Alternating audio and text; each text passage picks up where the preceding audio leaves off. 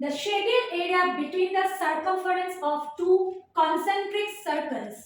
यहाँ पे दो कॉन्सेंट्रिक सर्कल है एंड आपको क्या दिया गया है, फर्स्ट आपका कुछ भी सम आए, आपका फर्स्ट वर्क होना चाहिए उसको बहुत अच्छे से कंप्रीहेंड करना, क्वेश्चन को समझना कि क्वेश्चन में दिया क्या है, निकालना क्या है, दैट आप you need to comprehend very well. बहुत अच्छे से क्वेश्चन समझना, फटाफट सॉल्व करना नहीं है, ठीक है। क्वेश्चन को 2 बार पढ़िए, 3 बार पढ़िए, थोड़ा सा टाइम क्वेश्चन समझने में लीजिए, देन यू स्टार्ट सॉल्विंग। ऐसा नहीं कि क्वेश्चन देखकर फटाफट सॉल्व करना स्टार्ट कर दिया, ठीक है। चलिए वापस पढ़ते हैं। The shaded area between the circumference of to concentric circles, मतलब आपको ये जो शेडेड एरिया है, ये जो शेडेड एरिया है, ठीक है, पार्ट है, उसके एरिया दिया हुआ है, बोला है the shaded area means this much, ये जो शेडेड पार्ट है उसका एरिया दिया हुआ है between the circumference of two concentric circles is 346.5 centimeter square, ठीक है। इसका एरिया 346.5 सेंटीमीटर स्क्वायर, ठीक है। Then now next, the circumference of the inner circle is, ये जो इनर सर्कल है उसके सर्कमफरेंस दिया हुआ है, ठीक है। Circumference of inner circle is 88 centimetre, ठीक है।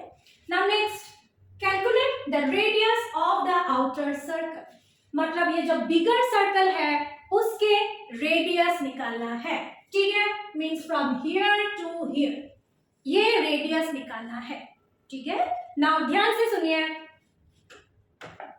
आपका जो बिगर सर्कल का रेडियस है, ठीक है, इतने पार्ट तो आपका स्मॉलर वाला सर्कल का रेडियस है, ठीक है, plus this much part, then yes, and ये जो सर्कल है स्मॉलर वाला सर्कल, उसके आपको सर्कमफरेंस दिया हुआ है, ठीक है।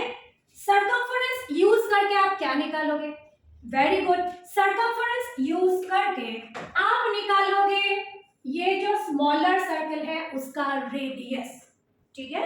स्मॉलर सर्कल के सर्कमफरेंस यूज करके आप निकालोगे स्मॉलर सर्कल के रेडियस, बिकॉज आपके पास एक फॉर्मूला है, area of annulus means area of shaded part is equal pi into R square minus R square, जहां पे ये जो बिगर कैपिटल आर है वो बिगर सर्कल का रेडियस है एंड ये जो स्मॉल आर है ये आपके स्मॉलर सर्कल का रेडियस है, ठीक है।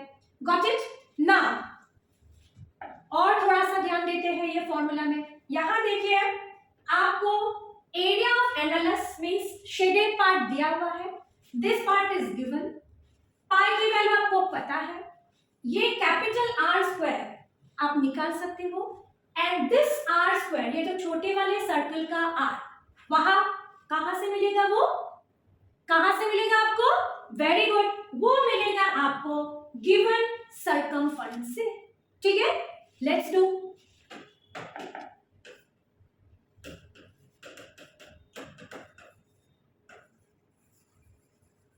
circumference means smaller circle, circle 1, ठीक है, circumference is equal 88 सेंटीमीटर, ठीक है। so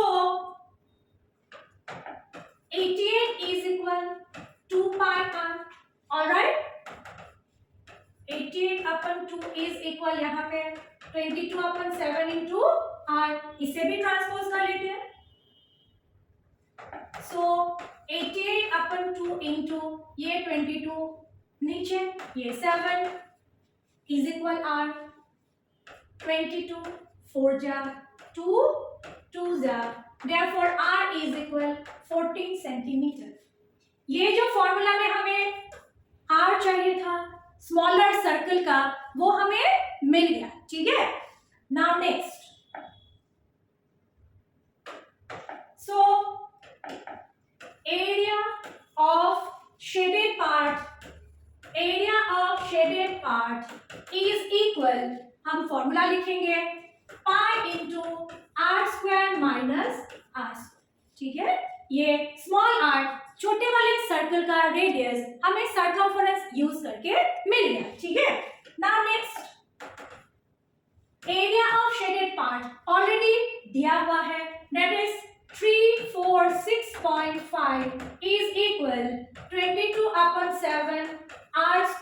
माइनस ये है आपका 14 स्क्वायर, ठीक है।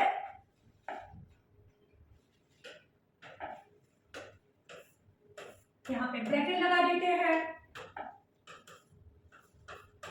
ऑलराइट, सो ये हमें ट्रांसपोज करना है 346.5, ये हो जाएगा आपका reciprocal 22/7 is equal R square minus ये बाकी का कैलकुलेशन का आप कर ही सकते हो, डू इट। ऑलराइट, क्या आप लोगों ने आपका कैलकुलेशन फिनिश कर लिया? देन लेट्स चेक, ठीक है, चेक करते हैं, गेट रेडी। सो यहाँ पे हमने फॉर्मूला लगाया, सर्कमफरेंस यूज करके स्मॉल आर मिल गया, स्मॉलर सर्कल का आर मिल गया, डेटा पुट किया, एरिया दिया हुआ था, आपने ट्रांसपोज किया एंड देन आफ्टर कैलकुलेशन आपने डेसिमल हटाया, 0 आ गया, देन कैंसिल किया, आपको 15.75 into 7, देन यू गॉट, आपको मिला वैल्यू 110.25। ये आपने 14 स्क्वायर जो 196 ट्रांसपोज किया, then R square is equal 306.25। क्या आपके नोटबुक में भी आपको यही आंसर मिला?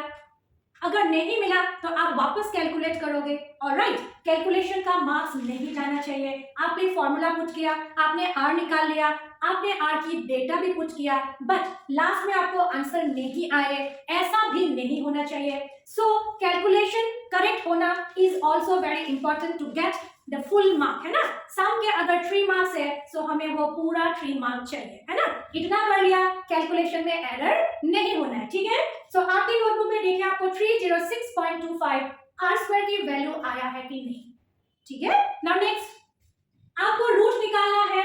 रूट निकालने के लिए आपने ऑलरेडी क्लास 8 में बार वाला मेथड सीखा था। Do you remember? Yes, do you remember? You must remember, ठीक है। कुछ भी सीख लिया उसे भूलना नहीं है, बार बार प्रैक्टिस करना है, क्योंकि नेक्स्ट ग्रेड में उसी को अप्लाई करना पड़ेगा। सो बार वाले मेथड से 306.25 ऐसे बार लगा के आप इसके रूट निकालिए, ठीक है, इसके वैल्यू निकालिए विच इज 17.5, ठीक है। सो आपको रेडियस मिल गया which is 17.5, but one most important thing, half mark भी नहीं कटना है। सो हाफ मार्क नहीं काटने के लिए ये जो सेंटीमीटर है यूनिट, उसे भी लिखना नहीं भूलना है, ठीक है। Got it? So here is the calculation of the some.